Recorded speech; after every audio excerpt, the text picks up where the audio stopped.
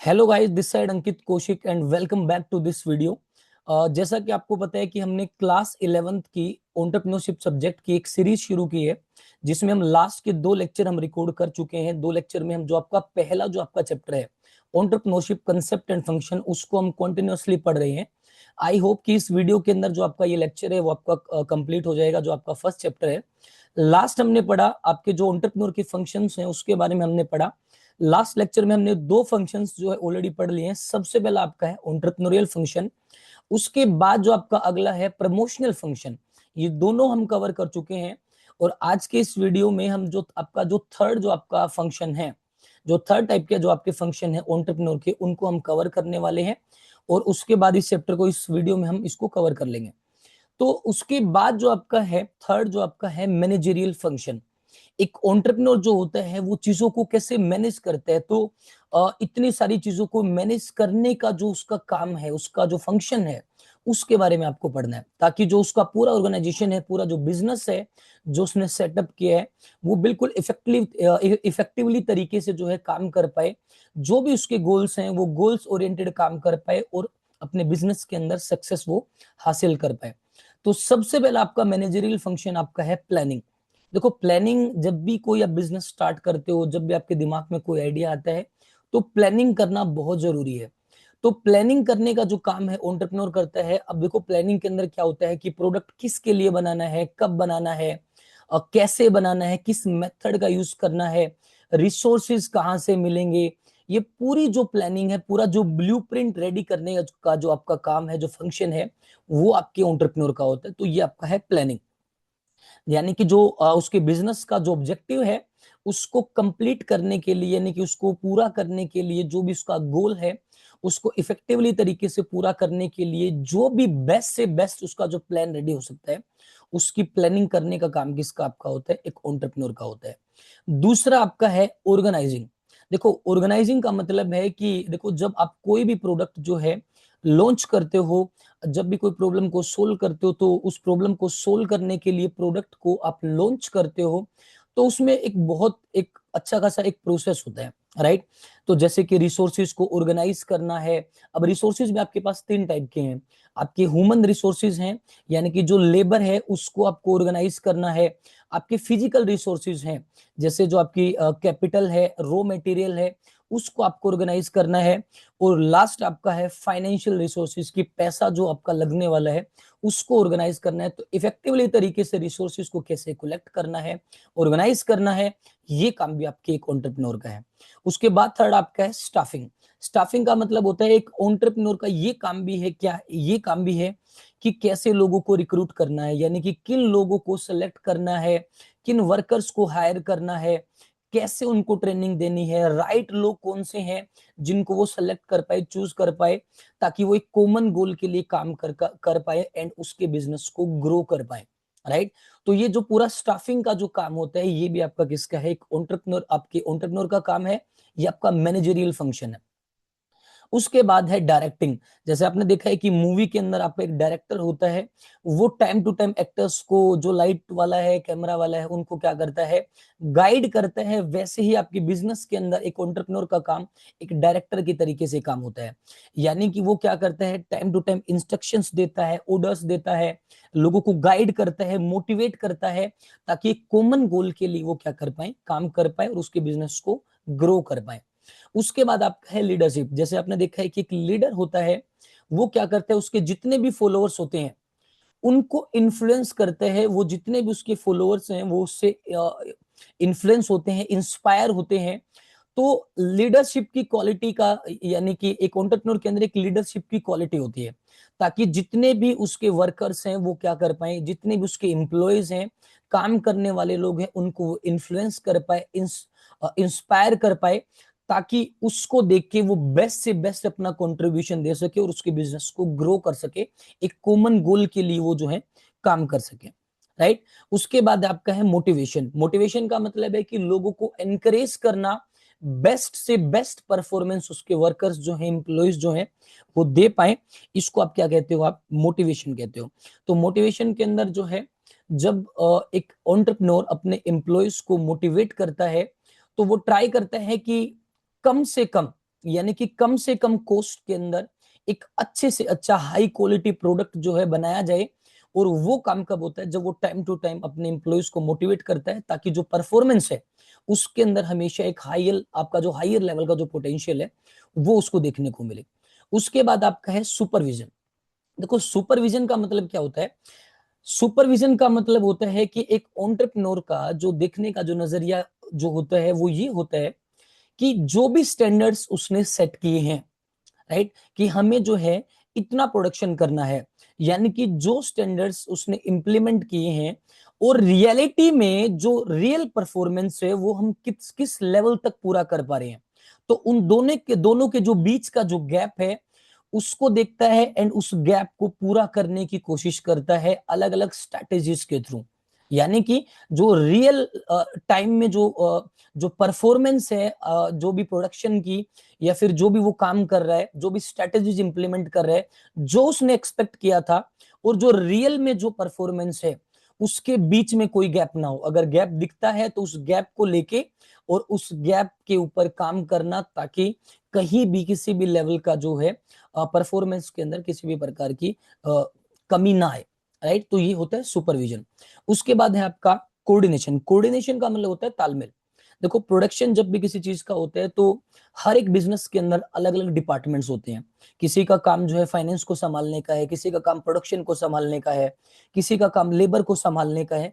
तो हर एक बिजनेस के अंदर अलग अलग आपके डिपार्टमेंट्स होते हैं और उन डिपार्टमेंट्स के अंदर भी अलग अलग आपके सेगमेंट्स होते हैं। तो सभी डिपार्टमेंट्स के अंदर सभी सेगमेंट्स का जो तालमेल जो बनाना है वो एक एंटरप्रेन्योर का काम है, ताकि जितनी भी एक्टिविटीज एक बिजनेस के अंदर चल रही हैं, जितने भी रिसोर्सेज आपके हैं, वो स्मूथली काम कर पाए और स्मूथली पूरा ऑर्गेनाइजेशन क्या कर पाए, फंक्शन कर पाए, काम कर पाए और बेस्ट से बेस्ट परफॉर्मेंस को क्या कर पाए, दे पाए। और लास्ट आपका है आपका कंट्रोलिंग। कंट्रोलिंग के अंदर क्या है, जितने भी प्लान्स जो है उसने इंप्लीमेंट किए हैं, सेट किए हैं, उनकी टाइम टू टाइम परफॉर्मेंस को मेजर करना और मेजर करने के बाद जो भी कमी वहां पे उसको दिख रही है उस कमी को पूरा करना, जो भी एक्शन उस कमी को पूरा करने के लिए लिया जा सकता है उसके ऊपर काम करना, ये आपका है controlling. So these are the managerial functions of an entrepreneur. अब आप सोच सकते हो कि एक एंटरप्रेन्योर जो है कितनी सारी चीजों को मैनेज करता है। ये तो सिर्फ हमने मैनेजरियल फंक्शंस पढ़े हैं, लास्ट हमने एंटरप्रेन्योरियल फंक्शन भी देखे हैं। आपने जो इसके प्रमोशनल फंक्शन भी आपने देखे, मैनेजरियल फंक्शन आपने देखे, और जो लास्ट टाइप के आपके जो फंक्शंस हैं वो हैं आपके कॉमर्शियल फंक्शन। कॉमर्शियल फंक्शंस का मतलब क्या है, एक बिजनेस को चलाने के लिए, एक बिजनेस की सक्सेस के लिए जो भी ऑपरेशन जो आपके चल रहे हैं, जो भी पूरा प्रोसेस चल रहा है, उसके अंदर जो आपकी एक्टिविटीज हैं उसको अच्छे तरीके से संभालना, उसको क्या कहते हैं, कॉमर्शियल फंक्शंस कहते हैं। जिससे आपका बिजनेस जो है स्मूथली चल पाए, कस्टमर्स भी सेटिस्फाई हो और आपका बिजनेस क्या करे, सक्सेसफुली ग्रो करे। तो ये जितने काम होते हैं वो आपके क्या होते हैं, कॉमर्शियल फंक्शंस होते हैं। अब सबसे पहला जो आपका फंक्शन है वो है आपका प्रोडक्शन। अब सबसे पहले प्रोडक्शन की डेफिनेशन जानना जरूरी है कि प्रोडक्शन होता क्या है। So production is the process of transforming raw material into goods and services or finished goods. It is known as production. तो जब भी प्रोडक्शन होता है तो देखो ये किसी भी एंटरप्राइज का सबसे मेन आपका जो की फंक्शन है वो आपका प्रोडक्शन होता है। जब भी कोई आपका कोई छोटा जो आपका ऑर्गेनाइजेशन होता है तो उसमें एक ही जो व्यक्ति है, एक आपका जो जो भी चीजों को संभाल रहा है वो सारी चीजों को देख लेता है। लेकिन जब भी आपका ऑर्गेनाइजेशन बड़ा हो जाता है, जब आपका बिजनेस बड़ा हो जाता है, तो प्रोडक्शन के अंदर भी आपके अलग अलग जो है डिपार्टमेंट्स होते हैं। रॉ मटेरियल को का डिपार्टमेंट अलग है, आपका मैन्युफैक्चरिंग का डिपार्टमेंट अलग है, आपका पैकेजिंग का डिपार्टमेंट अलग है। तो वो जो पूरा प्रोसेस जो है उसको देखने का जो काम किसका है, आपका एक एंटरप्रेन्योर का है। तो ये आपका है प्रोडक्शन। उसके बाद है आपका मार्केटिंग। देखो मार्केटिंग का मतलब क्या होता है, आपके प्रोड्यूसर का कस्टमर्स तक पहुंचना, यानी कि आपके प्रोडक्ट का कस्टमर तक पहुंचना, राइट। तो उस प्रोडक्ट को कस्टमर तक पहुंचाने के लिए जो एंटरप्रेन्योर होता है वो अलग अलग तरीके जो है अपनाता है, अपने एडवर्टाइजिंग करता है, अपने प्रोडक्ट को प्रमोट करता है, अलग अलग तरीकों से प्रमोट करता है, एड्स के थ्रू। आज के टाइम में आपने देखा होगा कि बहुत सारे टीवी के ऊपर एड्स आते हैं, तो बिजनेस को अपने प्रोडक्ट को प्रमोट करने का एक तरीका है, राइट। तो एक एंटरप्रेन्योर का एक काम जो है मार्केटिंग का भी काम है, यानी कि अपने प्रोडक्ट को कस्टमर्स तक वो कैसे कैसे पहुंचाए। तो अलग अलग उसके तरीके हैं, मार्केटिंग करना, प्रमोशन उसका कैसे कर सकता है, मार्केटिंग के थ्रू कर सकता है, एड्स के थ्रू कर सकता है, पोस्टर्स के थ्रू कर सकता है, बहुत सारे अलग अलग तरीके हैं। तो ये काम भी किसका, आपका एक एंटरप्रेन्योर का है। उसके बाद आपका है पर्सनल मैनेजमेंट। देखो पर्सनल मैनेजमेंट का जो आपका जो मतलब है वो क्या है, अपने जो भी एम्प्लॉइज हैं उसकी टेक केयर करना, यानी कि जिन लोगों को वो रिक्रूट कर रहा है उन लोगों की टेक केयर करना, उनको एक ऐसा बेस्ट से बेस्ट इन्वायरमेंट देना अपने एम्प्लॉइज को, जिसके अंदर वो बहुत ही अच्छे तरीके से काम कर पाए और अपना 100% कॉन्ट्रीब्यूशन उसके अंदर जो है दे पाए। यानी कि बेस्ट क्वालिटी जो है अपने एम्प्लॉइज को देना, इसको कहते हैं पर्सनल मैनेजमेंट, ताकि वो बेस्ट से बेस्ट फैसिलिटी के अंदर काम कर पाए, गुड कंडीशंस के अंदर काम कर पाए, जो भी वेलफेयर हमने उनको दिया है उससे वो सेटिस्फाई हो, और हाई पोटेंशियल के अंदर वेरी इफेक्टिवली तरीके से वो जो है काम कर पाए, और हमारे यानी कि एक कॉमन गोल के लिए वो काम कर पाए। तो ये आपका है पर्सनल मैनेजमेंट। तो ये भी एक एंटरप्रेन्योर का काम है। अगर फॉर एग्जांपल मान के चलो कि जितने भी एम्प्लॉय हैं काम करने वाले, उनको एनवायरनमेंट नहीं मिल रहा है जिस एनवायरनमेंट में वो काम करना चाहते हैं, ऑब्वियसली बात है वो अपना 100% नहीं दे पाएंगे, वो हाई पोटेंशियल के साथ काम नहीं कर पाएंगे, इफेक्टिवली तरीके से काम नहीं कर पाएंगे। So this is personal management. उसके बाद आपका है अकाउंटिंग। देखो अकाउंटिंग का मतलब ये आपका है कि जो भी पूरा जो फाइनेंस है, जितने भी ट्रांजेक्शन्स आपके हुए हैं आपके बिजनेस के अंदर, कितना पैसा जा रहा है, कितना पैसा आ रहा है, राइट। तो पूरा एक जो सिस्टमेटिकली जो ट्रांजेक्शन्स का जो आपका स्ट्रक्चर है, यानी कि जो आपकी फाइनेंशियल पोजीशन जो है आपके बिजनेस की वो कहां पर है, तो ये काम भी आपका किसका होता है, आपके एंटरप्रेन्योर का होता है, ये आपका कॉमर्शियल फंक्शन है। और उसके बाद लास्ट आपका है फाइनेंस। फाइनेंस का मतलब जो है कि जितनी भी प्लानिंग की है उसमें कितना पैसा जो है औरों से जो है डेब्ट के रूप में लेना है, आपके पास कितना है, कितना पैसा वर्किंग कैपिटल में लग रहा है, कितना पैसा जो है आपका फिक्स कैपिटल में लग रहा है, कितने जो है लोगों की जो आपके वर्कर्स है उनकी सैलरी जा रही है। तो ये पूरा जो फाइनेंस का जो आपका कैपिटल जो स्ट्रक्चर है उसको भी देखने का काम किसका, आपका है, एक एंटरप्रेन्योर का है। So these are the commercial functions. I hope आपको ये क्लियर हो गया होगा। तो हमने अभी तक आपके जो कंप्लीट जो आपके जो फंक्शंस हैं एंटरप्रेन्योर के वो सारे कंप्लीट कर लिए हैं। 4 टाइप के आपके फंक्शंस थे। सबसे पहला आपका एंटरप्रेन्योरियल फंक्शन, दूसरा आपका प्रमोशनल फंक्शन, तीसरा आपका मैनेजरियल फंक्शन एंड फोर्थ आपका था कॉमर्शियल फंक्शन। अब उसके बाद है ये टॉपिक जो है ऑलरेडी हम कर भी चुके हैं, need and importance of entrepreneurship. Entrepreneurship की जरूरत क्यों है और ये इंपोर्टेंट क्यों है, तो इसके बारे में हमने लास्ट भी हमने जो है पढ़ लिया था। ये हमारे देश की एक जो है life line of the nation है, क्योंकि अगर एंटरप्रेन्योर्स नहीं होंगे तो आपके देश में नई टेक्नोलॉजी नहीं आएगी, नया इनोवेशन नहीं होगा, नई मार्केट क्रिएट नहीं होगी, आपकी टेक्नोलॉजी इंप्रूव नहीं होगी, और इसका मतलब ये है कि आपके देश की जीडीपी ग्रो नहीं होगी, लोगों को अपॉर्चुनिटीज नहीं मिलेंगी। तो इसलिए आपके जो एंटरप्रेन्योर हैं वो आपके जरूरी है, एंटरप्रेन्योरशिप आपके देश में जरूरी है। उसके बाद है प्रोवाइड इनोवेशन। आपके देश के अंदर इनोवेशन जो है प्रोवाइड करने का जो काम है एंटरप्रेन्योरशिप का है। आपके देश के अंदर इकोनॉमिक ग्रोथ जो है वो लेके आने का काम किसका है, एंटरप्रेन्योरशिप का। आपके देश की जीडीपी को बढ़ाना वो काम भी आपका एंटरप्रेन्योरशिप का है। जो आपके प्रॉफिट्स हैं, अगर आपको आपके प्रॉफिट्स को बढ़ाना है तो आप एंटरप्रेन्योरशिप, आपकी जो एंटरप्रेन्योरियल जो जर्नी है उसको शुरू करें। तो प्रॉफिट्स को बढ़ाने के लिए भी एंटरप्रेन्योरशिप आपका जरूरी है। एम्प्लॉयमेंट जनरेशन, लोगों को काम देने के लिए, देश के अंदर लोगों को अगर ज्यादा आपको एम्प्लॉयमेंट देना है तो एंटरप्रेन्योरशिप इसलिए भी जरूरी है, और आपके सोसाइटी का अगर आपको डेवलपमेंट करना है तो इसलिए भी आपका जो एंटरप्रेन्योरशिप है वो जरूरी है। So these are the needs and importance of entrepreneurship. उसके बाद आपका है मिथ्स अबाउट एंटरप्रेन्योर्स।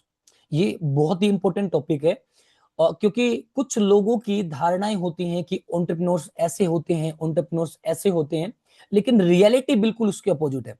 सबसे पहली जो मिथ है एंटरप्रेन्योर्स के बारे में वो आपकी है, एंटरप्रेन्योर्स आर गैम्बलर्स। गैम्बलर्स का मतलब होता है जुएबाज, यानी कि जो जुआ वगैरह खेलते हैं वो।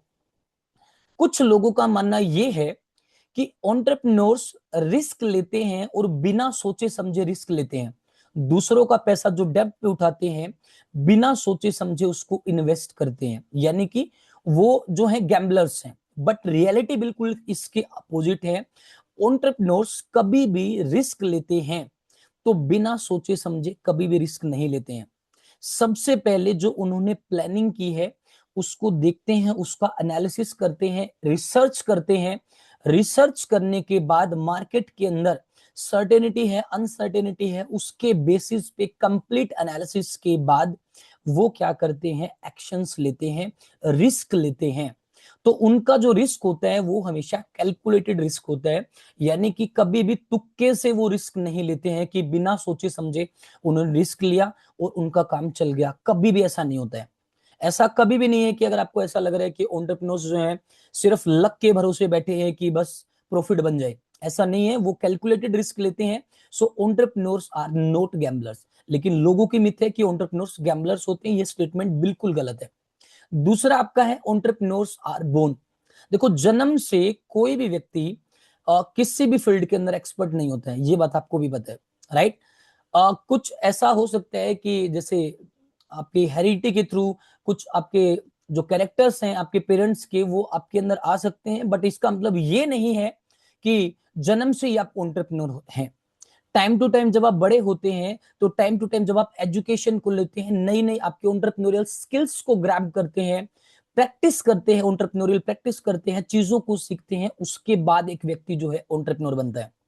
सो there is nobody in this world who just born as entrepreneur, जो कि जन्म से ही एक एंटरप्रेन्योर बना, राइट। तो ये स्टेटमेंट भी आपका गलत है। Entrepreneurs are born. एंटरप्रेन्योर्स जन्म से पैदा नहीं होते हैं। जब उनकी एंटरप्रेन्योरियल जर्नी की स्टार्टिंग होती है, वो एंटरप्रेन्योरियल स्किल्स को सीखते हैं, एजुकेशन लेते हैं, प्रैक्टिस करते हैं, उसके बाद उनके अंदर जो एंटरप्रेन्योरियल क्वालिटीज होती हैं वो आती हैं, जो हम ऑलरेडी पढ़ चुके हैं हमारे फर्स्ट लेक्चर के अंदर, फर्स्ट वीडियो के अंदर। उसके बाद आपका है entrepreneurs must be rich. Entrepreneurs का अमीर होना जो है बिल्कुल जरूरी है, ऐसा बिल्कुल नहीं है। जब भी आप अपने एंटरप्रेन्योरियल जर्नी की शुरुआत करते हो, ऐसा भी हो सकता है कि स्टार्टिंग में आपको आपका खुद का पैसा ज्यादा लगे और प्रॉफिट ना हो, राइट। जो जैसे एक इसका बेस्ट एग्जांपल आपका है कि जैसे कोका कोला है। कोका कोला की जब शुरुआत हुई थी, तो सबसे पहले ईयर के अंदर ये मान के चलो कि बस 10 से 15 पता नहीं 20 से 30 बोतलें जो हैं सिर्फ कोका कोला की बोतलें बिकी थी। सो इट्स नॉट लाइक दैट कि एंटरप्रेन्योर्स को अमीर होना जरूरी है। टाइम टू टाइम वो जो स्ट्रेटेजीज हैं उनको इंप्लीमेंट करते हैं अपने बिजनेस की ग्रोथ के लिए, नए नया इनोवेशन करते हैं, नई टेक्नोलॉजी का इस्तेमाल करते हैं, मार्केट रिसर्च करते हैं।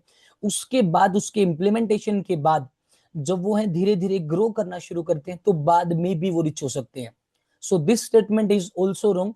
Entrepreneurs must be rich. तो ये स्टेटमेंट भी आपका गलत है, ये मिथ है आपका। उसके बाद है good English is compulsory. There is no good English is compulsory in the entrepreneurial journey. ऐसा बिल्कुल जरूरी नहीं है कि आपको इंग्लिश आनी चाहिए तभी आप एक एंटरप्रेन्योर बन सकते हो, बिल्कुल जरूरी नहीं है। इसका सबसे बेस्ट एग्जांपल आपका है एक आपके इंडिया के अंदर आपके एक एजुकेटर हैं। देखो, अगर उनके प्रोफेशन के बाद के प्रोस्पेक्टिव से बात करें, वो एक एजुकेटर है। अगर एक एंटरप्रेन्योरियल जर्नी के हिसाब से बात करें तो वो एक एंटरप्रेन्योर आप उनको कह सकते हो। एक सबसे बेस्ट एग्जांपल आपका है एंटरप्रेन्योर का जो इंडिया के अंदर अभी करंटली बहुत अच्छा जो चल रहा है, वो है आपका आलक पांडे सर, जो पीडब्ल्यू के ओनर है। जब उन्होंने शुरुआत किया था, उन्होंने खुद बताया है ये बात कि जब उन्होंने क्या किया था, एनवी सर हैं एक जो कि कोटा में जो जेई वगैरह की जो तैयारी करवाते हैं, तो एनवी सर के लेक्चर्स उन्होंने क्या किए, 4 से 5 हजार रुपए में उन्होंने लिए, और लेने के बाद उन लेक्चर से फिजिक्स के कंसेप्ट को क्लियर किया। उसके बाद यूट्यूब के ऊपर बढ़ाना शुरू किया। आज के टाइम पे सबसे ज्यादा जो कोस्ट मतलब महंगी जो कंपनी है वो पीडब्ल्यू है एजुकेशन सेक्टर के अंदर, राइट। तो उनको ऐसा जरूरी नहीं कि उनको इंग्लिश की कोई नॉलेज, ऐसा नहीं जरूरी नहीं थी कि इंग्लिश की नॉलेज थी। मतलब मेन जरूरी ये है कि आपकी कम्युनिकेशन स्किल्स अच्छी होनी चाहिए। आप जो बात बताना चाहते हो वो दूसरे लोगों को समझ में आनी चाहिए, दैट्स इट। सो एंटरप्रेन्योर्स को इंग्लिश आनी जरूरी है, ये बिल्कुल मिथ है, ऐसा बिल्कुल नहीं है। अगला है आपका it is easy to start a business. किसी भी बिजनेस को स्टार्ट करना इतना इजी नहीं होता है, क्योंकि अगर किसी व्यक्ति को ये लग रहा है कि एक बिजनेस को स्टार्ट करना बहुत इजी है, तो ये भी आपका एक मिथ है, क्योंकि एक बिजनेस को स्टार्ट करने से पहले एक पूरा एक सिस्टम होता है। आपको पूरा ब्लूप्रिंट रेडी करना होता है। आपके दिमाग में आइडिया आएगा, उस आइडिया को आपको रियलिटी में कन्वर्ट करने के लिए प्लानिंग करनी है, रिसोर्सेज को ऑर्गेनाइज करना है, फाइनेंस के बारे में देखना है, टीम को रिक्रूट करना है, प्रोडक्शन यूनिट को आपको चलाना है, बहुत सारी चीजें होती हैं। So it's not easy to start a business. और लास्ट आपका है बैंक्स नेवर प्रोवाइड लोन। ये भी मिथ है, क्योंकि जो इंडियन जो आपकी गवर्नमेंट है, तो वो भी आपके स्टार्टअप्स के लिए जो एंटरप्रेन्योर्स हैं, इनोवेशन के लिए जो है इन्वेस्ट कर रही है। तो बैंक्स भी जो है आपके नए नए एंटरप्रेन्योर्स को बहुत ही लो रेट ऑफ इंटरेस्ट के ऊपर आपको लोन दे रहे हैं। तो ये जो आपकी मिथ है, ये भी आपकी बिल्कुल रॉन्ग है। So these are the myths about entrepreneurs. उसके बाद है आपका द प्रोसेस ऑफ एंटरप्रेन्योरशिप। देखो, ये जो आपका टॉपिक है, ये मोस्ट इंपोर्टेंट टॉपिक है। ये 5 मार्क्स के अंदर हमेशा आपका आता है, क्योंकि इसके अंदर पूरा जो आपका एंटरप्रेन्योरशिप का जो पूरा प्रोसेस है, जितने भी आपके स्टेप्स हैं, वो सारे के सारे इसके अंदर इंक्लूड है। तो जब भी ऐसा कोई क्वेश्चन आपका आता है, right A detailed note on the process of entrepreneurship, तो इसके अंदर आपको ये 8 के 8 स्टेप्स लिखने हैं, जिसके बारे में आपको हर एक पॉइंट के अंदर आपको डिफाइन करना है। तो सबसे पहला आपका स्टेप बाय स्टेप प्रोसेस क्या है एंटरप्रेन्योरशिप का? सबसे पहला आपका है सेल्फ डिस्कवरी। सबसे पहले आपको खुद को समझना होगा, आपकी जो भी वीकनेस है, जो भी आपकी स्ट्रेंथ्स हैं, उसको समझना होगा। उसके बाद जो आपको ये भी जानना है कि आपका पैशन क्या है। जब आप सेल्फ डिस्कवरी कर लोगे, उसके बाद दूसरा आपका है आइडेंटिफाइंग अपॉर्चुनिटीज। जो रियल आपके सिनारियो के अंदर, रियल वर्ल्ड के अंदर जो भी आपको नीड्स दिख रही हैं, जो भी आपको रियल प्रॉब्लम्स दिख रही हैं, मार्केट के अंदर जो आपको गैप दिख रही हैं, उसको आप क्या करोगे? सपोर्ट करोगे, यानी कि उसको आप देखोगे, और उस गैप को देखने के बाद उसको आप एज अ अपॉर्चुनिटी के रूप में आपको आइडेंटिफाई करना है। यानी कि लोगों को ये प्रॉब्लम है, और ये प्रोडक्ट मार्केट के अंदर नहीं है। आपने जब ऐसी सिचुएशन को सपोर्ट किया, सपोर्ट करने के बाद थर्ड आपका स्टेप है जनरेटिंग एंड इवेल्युएटिंग आइडियाज। जो प्रॉब्लम थी, उसके ऊपर आपको अब नए नए आइडियाज को आपको जनरेट करना है। अब जैसे कि इस प्रॉब्लम को मैं इस तरीके से सोल्व कर सकता हूं, इस प्रॉब्लम के लिए मैं ये प्रोडक्ट बना सकता हूं। जब आप ये चीज एनालाइज कर लोगे, तो इसी का मतलब आपका है जनरेटिंग एंड इवेल्युएटिंग आइडिया। जो प्रॉब्लम आपने स्पॉट की है, उस प्रॉब्लम के बेसिस पे आइडियाज को क्रिएट करना, यानी कि उस आइडिया के बेसिस पे आप क्या नया कर सकते हैं। राइट? जब आपने उस आइडिया को आपने जनरेट किया, इवेल्युएट किया अपने आइडिया को, उसके बाद आपका फोर्थ स्टेप है आपका प्लानिंग। अब आपको ये फाइनली पता चल गया कि आपको क्या करना है, क्या गुड्स और सर्विसेज जो आपको प्रोवाइड करनी है, ताकि जो मार्केट के अंदर जो गैप है वो आप उसको पूरा कर सको, लोगों की जो रियल प्रॉब्लम है उसको आप सोल्व कर सको। तो जब भी आपने ये सोच लिया है, तो उस बिजनेस को स्टार्ट करने के लिए आपको क्या करना पड़ेगा? पूरा एक ब्लूप्रिंट रेडी करना पड़ेगा, एक रोड मैप रेडी करना पड़ेगा, पूरी प्लानिंग आपको करनी पड़ेगी। जैसे कि इसके अंदर लिखा हुआ है, planning road map with objective. आपका मेन मकसद क्या है, आपकी स्ट्रैटेजीज क्या क्या होंगी, और आपका एक्शन प्लान क्या है, आपको काम कैसे करने हैं, ये पूरी प्लानिंग आपकी होगी। उसके बाद फिफ्थ आपका है रेजिंग स्टार्टअप कैपिटल। अब देखो, बिजनेस को शुरू करने से पहले, शुरू करने के लिए आपके पास पैसा भी होना जरूरी है। आपके प्लान को रियलिटी में कन्वर्ट करने के लिए आपके पास फाइनेंस भी होना जरूरी है, एक स्टार्टअप कैपिटल भी आपके पास होना चाहिए। तो कुछ पैसा आपके पास होगा। अब आप ये प्लानिंग करोगे कि अब मेरे को पैसा जो है कहां कहां से उठाना है, बैंक से लोन लेना है, डेब्ट पे लेना है, बड़े बड़े इन्वेस्टर्स जो हैं वहां से पैसे का अरेंजमेंट करना है। और जब पैसे का अरेंजमेंट आपका हो जाएगा, उसके बाद आपका है स्टार्टअप, यानी कि अपने प्लान को एक्शन के अंदर हम कन्वर्ट करेंगे। रिसोर्सेज को ऑर्गेनाइज कर लिया है, सारी चीजें हो गई है। अब आपको क्या करना है? Turning the plan into action and launching the venture. यानी कि अपने प्लान को एक्शन में कन्वर्ट करना है, और अपने बिजनेस को क्या करना है? शुरू करना है। उसके बाद आपका सेवंथ जो आपका स्टेप है, वो है आपका growth, expanding the business and increasing market presence. अपने बिजनेस को क्या करना है? एक्सपेंड करना है, ग्रो करना है, अलग अलग स्ट्रैटेजीज के थ्रू, अलग अलग मेथड्स के थ्रू, प्रमोशन के थ्रू, मार्केटिंग के थ्रू, रिसर्च के थ्रू, अलग अलग आपके मेथड्स ऑफ प्रोडक्शन के थ्रू, न्यू टेक्नोलॉजी के थ्रू अपने बिजनेस को आपको ग्रो करना है। और जब आपका बिजनेस ग्रो होगा, जो आपने बिजनेस सेटअप किया है, उसके बाद आपका हार्वेस्ट। हार्वेस्ट का मतलब उस बिजनेस से मिलने वाला जो प्रॉफिट है, यानी कि अब आपकी फसल जो है तैयार हो चुकी है, अब फसल से जो मिलने वाला जो प्रॉफिट आपका है वो आपका है harvesting, reaping rewards through profit, profits के थ्रू यानी कि ज्यादा से ज्यादा प्रॉफिट्स कमाना, एक्सपेंशन अपने बिजनेस को और ज्यादा एक्सपेंड करना, और जितने भी आपके गोल्स हैं उनको क्या करना, अचीव करना। तो entrepreneurship is a journey of turning ideas into value and value into impact. तो एंटरप्रेन्योरशिप आपकी एक ऐसी जर्नी है जो आइडिया को वैल्यू के अंदर कन्वर्ट करती है और वैल्यू को इंपैक्ट के अंदर कन्वर्ट करती है। So this is the process of entrepreneurship, step by step process मैंने इसके अंदर आपको बता दिया है, राइट। अब उसके बाद बात करते हैं कि स्टार्टअप क्या होता है एंड इसकी स्टेजेस क्या होती हैं। तो मेरे हिसाब से ये लास्ट टॉपिक है, उसके बाद ये आपका यूनिट खत्म हो जाएगा। देखो स्टार्टअप क्या होता है, स्टार्टअप आपका एक न्यूली एस्टेब्लिश्ड बिजनेस होता है, राइट, जिसमें आप क्या करते हो, इनोवेटिव तरीके से आप नए नए प्रोडक्ट्स को बनाते हो, तो वो आपका क्या होता है, स्टार्टअप होता है। इंडिया के अंदर स्टार्टअप जो है जैसे कि किसी भी प्राइवेट लिमिटेड कंपनी, इस नाम से अगर आप कोई भी बिजनेस शुरू कर रहे हो, आपका पार्टनरशिप के अंदर भी कोई आपका स्टार्टअप हो सकता है, सोलली यानी कि अकेले भी आप बिजनेस को स्टार्ट कर सकते हो। तो जब आप किसी भी नए बिजनेस को आप एस्टेब्लिश करते हो तो आपका क्या होता है, स्टार्टअप होता है। इंडिया के अंदर स्टार्टअप का जो क्राइटेरिया वो ये है कि एनुअली जो आपका टर्नओवर है वो 25 करोड़ से ज्यादा नहीं होना चाहिए। ये आपके स्टार्टअप की जो है कंडीशन है इंडिया के अंदर, right.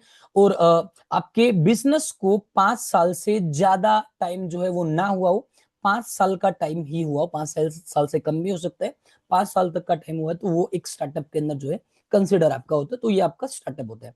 So startup is a newly established business design to develop innovative products और सर्विसेज। स्टार्टअप क्या होता है, एक नया आपका एस्टेब्लिश्ड बिजनेस होता है जो किस लिए डिजाइन किया जाता है, नए आपके प्रोडक्ट्स और जो आपके सर्विसेज हैं इनोवेटिव तरीके से डेवलप करने के लिए जो आपका स्टार्टअप जो होता है वो ये होता है, राइट। अब उसके बाद बात करते हैं स्टार्टअप की आपकी कुछ स्टेजेस हैं। सबसे पहला आपका कंसेप्ट एंड रिसर्च। आपके दिमाग में किसी भी प्रॉब्लम को सोल्व करने के लिए एक दिमाग में कॉन्सेप्ट आ रहा है, अब उस कॉन्सेप्ट के ऊपर आपको काम करना है, यानी कि मुझे मेरे दिमाग में ये चीज आई कि मेरे को इस प्रॉब्लम को सोल्व करना है, तो आपके दिमाग में आइडिया आया, उस आइडिया के ऊपर आप, उस कंसेप्ट के ऊपर आप क्या करोगे, रिसर्च करोगे।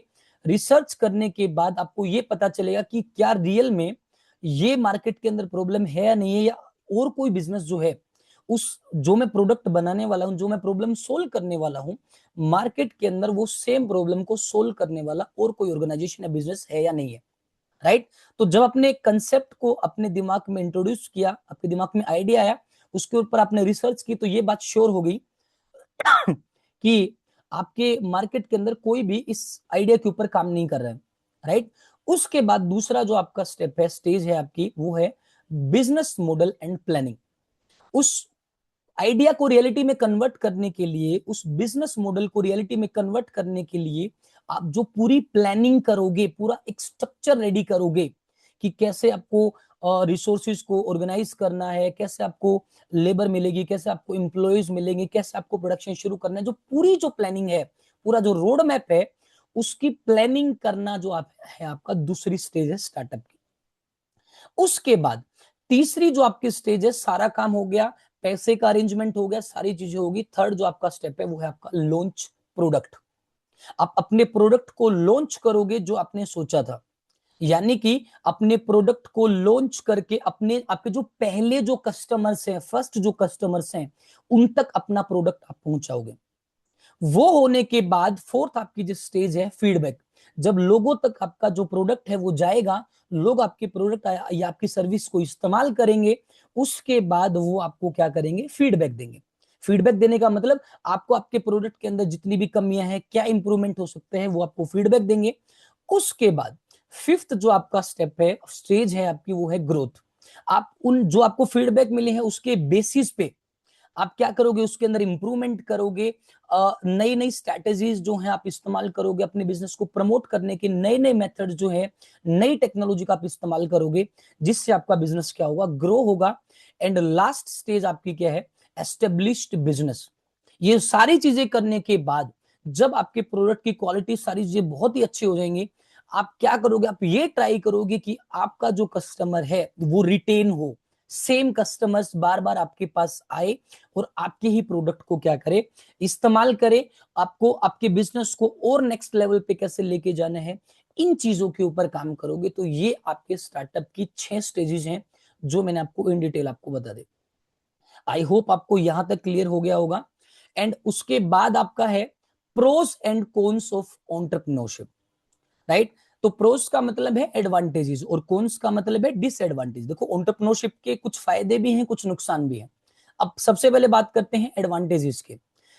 आपका सबसे पहला एडवांटेज है कंट्रोल। पूरे बिजनेस के ऊपर सिर्फ आपका कंट्रोल है, कोई भी आपको आपका बॉस नहीं है, आप सारी चीजों को खुद कंट्रोल कर रहे हो, आप किसी के अंडर काम नहीं कर रहे हो। सबसे पहला एडवांटेज एंटरप्रेन्योरशिप का। दूसरा है एक्साइटमेंट। एक्साइटमेंट का मतलब हर रोज नई अपॉर्चुनिटी, हर रोज नए चैलेंजेस, हर रोज नए रिस्क। तो आपको जब नया काम जब आप करते हो तो आपको एक्साइटमेंट होता है। तो आपकी एक्साइटमेंटल जो आपकी जर्नी है, जो आपकी एंटरप्रेन्योरशिप की है, वो ये है। उसके बाद है आपका फ्लेक्सिबिलिटी। फ्लेक्सिबिलिटी का मतलब आपके ऊपर कोई बर्डन नहीं है कि आपको 9 to 5 की जॉब करनी है। जब भी, यानी कि आपके पोटेंशियल के ऊपर जितना आप एफर्ट लगाओगे उतना ज्यादा आपको फायदा मिलेगा, उतना ज्यादा आपको प्रॉफिट होगा, राइट। तो आप फ्लेक्सिबल हैं, टाइम का आपको कोई शॉर्टेज नहीं है, अपने टाइम की फ्लेक्सिबिलिटी के अकॉर्डिंग आप काम कर सकते हैं। फोर्थ आपका है हायर इनकम पोटेंशियल। जितना ज्यादा आप एफर्ट लगाओगे उतना ज्यादा आपको आपका इनकम आपकी बढ़ेगी, आपका प्रॉफिट बढ़ेगा। और जितने कम आप एफर्ट लगाओगे उतनी कम आपके प्रॉफिट होगी। तो आपके पोटेंशियल के ऊपर आपकी इनकम डिपेंड है। और लास्ट है आपका इंडिपेंडेंस। बिल्कुल आपको हर चीज की आजादी है, आप अपने डिसीजन खुद ले सकते हैं, पूरा कंट्रोल आपके ऊपर है, कोई बॉस नहीं है। ये आपका है इंडिपेंडेंस। अब डिसएडवांटेज की बात करें तो no fix salary. Entrepreneurial journey के अंदर कोई भी फिक्स सैलरी नहीं होती है, कभी प्रॉफिट कभी लॉस, ये सारी चीजें चलती रहती है। कभी ज्यादा सैलरी, कभी ज्यादा प्रॉफिट हो गया, कभी कम प्रॉफिट हो गया, तो ये, लेकिन सैलरी के अंदर ऐसा होता है कि आपको फिक्स सैलरी मिलती है, ठीक है। तो ये सबसे बड़ा आपका डिसएडवांटेज है कि फिक्स सैलरी इसके अंदर नहीं है। Long working hours. जब आप अपने बिजनेस को अकेले संभाल रहे हो तो आपको अकेले ही ज्यादा लंबे समय तक काम करना होता है। फाइनेंशियल काम भी है, अकाउंटिंग का काम भी है, सारे जो आपके चीजों को मैनेज करना है, कोऑर्डिनेट करना है, स्टाफिंग करना है, ये सारी चीज, सारे जितने भी फंक्शन आपने पढ़े वो एक एंटरप्रेन्योर को बहुत ही ज्यादा जो है अपने बिजनेस के अंदर काम करना पड़ता है। तो ये एक सबसे बड़ी इसके अंदर डिसएडवांटेज है। थर्ड आपका है हाई रिस्क।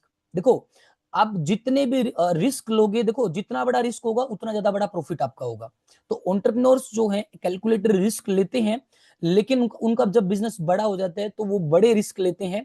तो हाई रिस्क हमेशा क्या होता है, जब आपको फायदा होता है तो प्रॉफिट भी आपको ज्यादा देता है, और आपको नुकसान होता है तो नुकसान भी ज्यादा ही होता है आपको। जब बड़ा रिस्क आप लेते हो, बड़ा रिस्क लोगे तो प्रॉफिट ज्यादा, अगर बड़ा रिस्क लोगे, अगर आपको लॉस होता है तो नुकसान भी ज्यादा होगा। उसके बाद आपका है कंपटीशन।